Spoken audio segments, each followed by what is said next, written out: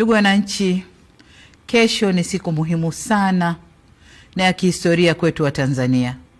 Tunaadhimisha miaka 61 tangu waasisi wa taifa letu Mwalimu Julius Nyerere na Sheikh Abeid Amani Karume walipofanya kitendo cha kishujaa cha kuunganisha nchi zetu mbili na kuunda Jamhuri ya Muungano wa Tanzania.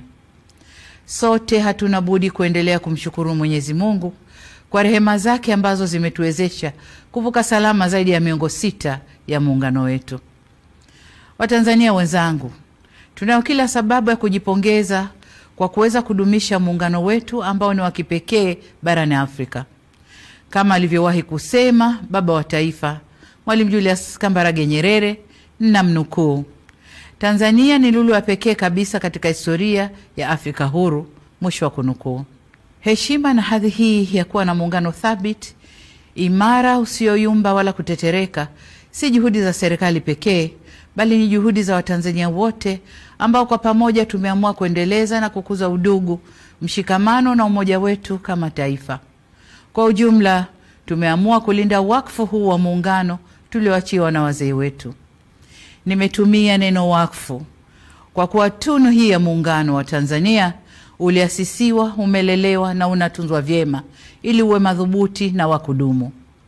Muungano huu si mali ya mtu, ila unamilikiwa na Watanzania wote. Tumuombe Mwenyezi Mungu aendelee kuwapa mapumziko mema na ya milele waasisi wa muungano huu pamoja na viongozi wote waliotangulia mbele ya haki.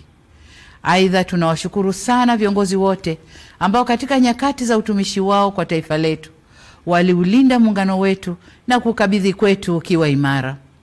Ndugu wananchi, hakika sote tumashahidi wa mafanikio na hatua kubwa za maendeleo ambazo nchi yetu imepiga tangu mwaka 1964. Ni imani yangu ya dhati kwamba tukiendelea na umoja na mshikamano tulionao, muungano wetu utaendelea kustawi kwa manufaa ya Watanzania wote.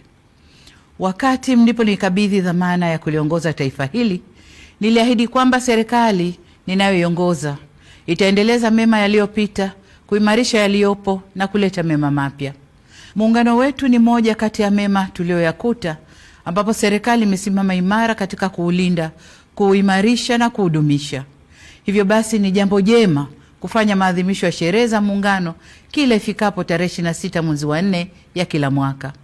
Hata hivyo, kwa mwaka huu maadhimisho yatafanyika katika mikoa yote ya Tanzania na viongozi mbalimbali wa serikali wataungana na wananchi katika shughuli za uzinduzi wa miradi ya maendeleo.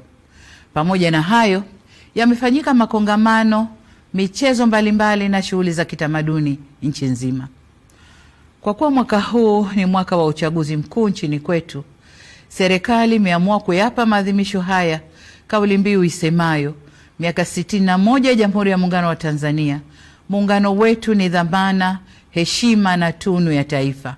Shiriki uchaguzi mkuu wa mwaka 2025.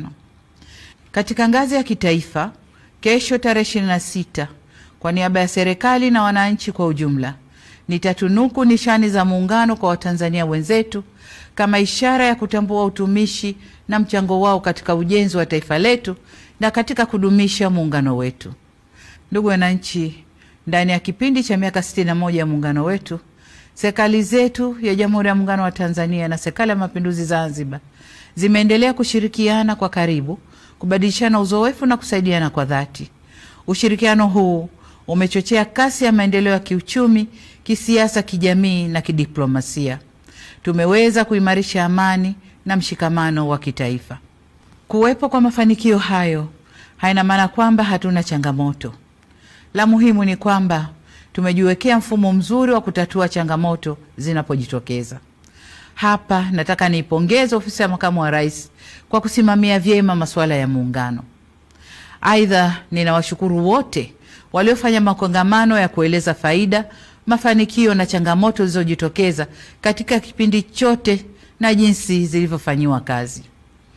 Ndugu wananchi, ndani ya miongo 6 tumeweza kulinda uhuru wetu na mapinduzi matukufu ya Zanzibar dhidi ya matishio mbalimbali. Aidha, Tanzania imeendelea kushuhudia mabadiliko ya uongozi kidemokrasia, ambapo kila baada ya miaka 5 hufanyika uchaguzi wa viongozi wa kitaifa na wa serikali za mitaa. Zaidi ya hayo, muungano wetu unaendelea kuzingatia misingi ya utawala bora katika nyanja mbalimbali ikiwemo utawala wa sheria, haki za binadamu, uwazi, uwajibikaji na maridhiano. Demokrasia yetu imeendelea kukua na kuimarika, hususan kupitia falsafa yetu ya R4 ambayo itaendelea kuwa nyenzo muhimu ya kukuza ushiriki na ushirikishwaji wa wananchi kwenye masuala muhimu kwa mustakabali wa nchi yetu. Hata hivyo, nataka kusisitiza kama ambavyo nimekuwa nikisema katika majukwaa mbalimbali kwamba kutekelezwa kwa falsafa ya R4 kunaendana sambamba na kuzingatiwa kwa katiba na sheria za nchi. Kamwe falsafa hii haiwezi kuwa kisingizio cha kuvunja sheria au kujenga mazingira yanayohatarisha amani, usalama na utulivu wa nchi yetu.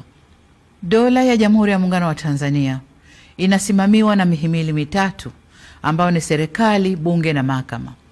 Kwa pamoja kama nchi, tumeamua pia uendeshaji wa shughuli za nchi yetu ushirikishe taasisi nyingine za ndani na nje ya nchi, taasisi za serikali na zisizo za serikali, taasisi za kidini na za kiraia. Shughuli zote zinazofanywa na taasisi hizi zinaongozwa kwa mujibu wa Katiba ya Jamhuri ya Muungano wa Tanzania, Katiba ya Zanzibar, sheria na kanuni zinazotungwa na miongozo na makubaliano mbalimbali ya kitaifa na kimataifa. Nyenzo hizi nilizozitaja zimeeleza masharti na mipaka ya kazi kwa taasisi mbalimbali zinazofanya shughuli zake hapa nchini. Ili kuiwezesha serikali kuendelea kulinda haki za kiraia ikiwemo haki ya kujieleza na kutoa maoni, ni vyema sote tusivuke nje ya mipaka yetu. Tusisahau kwamba mfumo wa dola yetu ni kuongozana, kusimamiana na kuwajibishana. Ndugu wananchi, mwaka wa 61 wa muungano wetu umeangukia kwenye mwaka tunaokabiliwa na jambo kubwa la kidemokrasia nchini. Tutafanya uchaguzi wa kuwachagua rais wa Jamhuri ya Muungano wa Tanzania na rais wa Zanzibar na mwenyekiti wa Baraza la Mapinduzi, wabunge wa Bunge la Jamhuri ya Muungano wa Tanzania na wajumbe wa Baraza la Wawakilishi pamoja na madiwani. Ni matumaini yangu kuwa tutaendelea kudumisha sifa ya nchi yetu kuwa ni kitovu cha amani na nchi ya kidemokrasia iliyojengeka juu ya misingi ya uhuru na haki. Serikali imejipanga kuhakikisha kuwa mahitaji yote ya Tume Huru ya Taifa ya Uchaguzi yanapatikana kwa ukamilifu na kwa wakati. Aidha, tutafanya kila tuwezalo kuhakikisha kuwa uchaguzi unafanyika kwenye mazingira ya utulivu na amani katika kipindi chote cha matayarisho hadi wakati wa uchaguzi ili kuwa na uchaguzi huru na wa haki. Wito wangu kwenu wananchi, mjitokeze kwa wingi kushiriki katika mchakato mzima wa uchaguzi, kuanzia kujiandikisha kwenye daftari la kudumu la wapiga kura, kujitokeza kugombea na hadi kupiga kura. Niwatake viongozi, wanachama na wafuasi wa vyama vya siasa tuzingatie taratibu na sheria za nchi. Uchaguzi huu uwe ni fursa ya kuimarisha zaidi umoja na demokrasia yetu ili tupate viongozi bora na walio imara. Kamwe tusiruhusu uchaguzi huu kuwa chanzo cha migogoro, chuki, mivutano na uvunjifu wa amani ndani ya vyama, baina ya vyama au nchini kwa ujumla. Niseme kuwa hakuna aliye juu ya sheria na wote tunatakiwa kuendesha shughuli zetu za kisiasa tukizingatia kuwa amani na usalama wa nchi ndio kipaumbele cha kwanza. Ndugu wananchi, ninapohitimisha hotuba yangu, nataka niwakumbushe kwamba wajibu wa kulinda, kutetea na kudumisha muungano ni wa kila Mtanzania.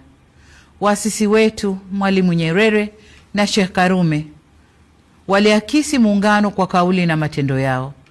Nasi hatuna budi kudumisha tunu hii ya taifa letu kwa kuimarisha misingi ya udugu, uzalendo, amani, mshikamano na umoja wa kitaifa. Hizo ndizo nguzo zinazoleta umadhubuti na uimara wa muungano huu.